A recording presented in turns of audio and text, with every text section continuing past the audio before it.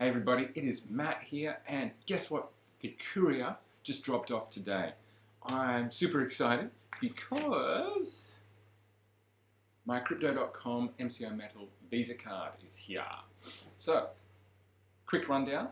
I'm in Australia, and so delivery time and issuing time, it took 49 days from the time I met the staking requirements for Crypto.com to update the status of my card from pending to issued.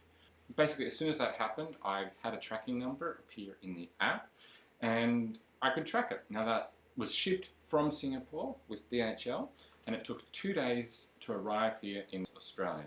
It's actually, I would expect to be pretty similar going to Sydney or another major Australian city. More remote areas might be a bit longer, but overall, going with DHL, it seems like it's quite quick as long as you are within an area that DHL covers. So, total of 51 days from the time I met the staking requirements to receiving my card here in Australia. Let's have a quick look inside. In here is a couple of things. This is actually all that was in the parcel. It was delivered with DHL, this little pouch, which is cardboard.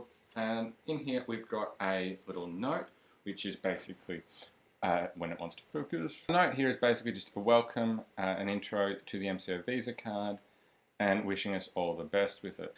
Then, in here, this is where everything is actually happening. So this is where our card is hiding, this little hexagon logo. And if we pull this out, what's in here? It is my metal MCO Visa card from Crypto.com. So as you can see, I got the ruby steel card, the red one, and we can just sort that straight out. There's nothing else actually in here. It's just a fancy cardboard slide-out holder.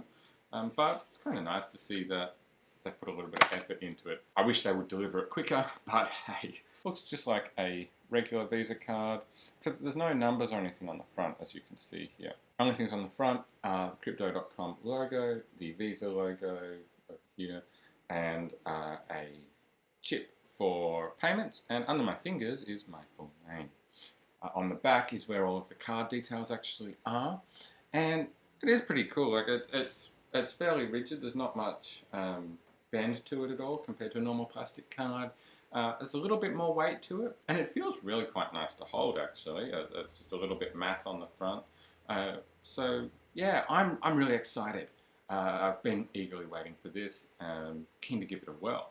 So once I've had a chance to use it, I'll do some more videos reviewing how it actually works and how the cashback works and all that sort of thing. Next up, I'm actually going to do a video on the activation process so you can see how that works. So make sure you stay tuned, come back when that one is up to see how to activate your card. And if it's already up, I'll actually stick a link to it up here once I've done it, so you can jump straight to it. I hope you've enjoyed this video, found it helpful. Make sure to like it and also subscribe to my channel for more videos like this from me. Ciao for now. Focus.